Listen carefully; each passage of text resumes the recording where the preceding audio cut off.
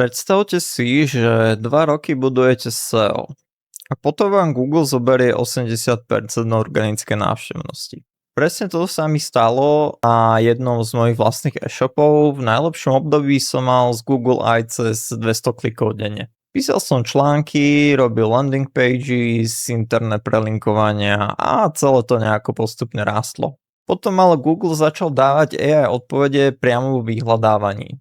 Človek niečo vyhľadá, Google mu odpovie rovno a už vôbec nemusí kliknúť na váš web. A toto je podľa mňa realita dnešného online biznisu. Nemôžete sa spoliehať iba na jeden zdroj návštevnosti.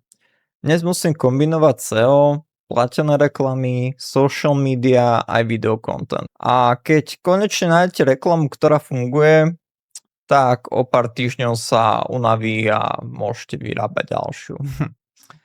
V novom videu ukazujem reálne dáta z môjho e-shopu a celý ten proces bez prikrašľovania. Celé video nájdete na mojom YouTube.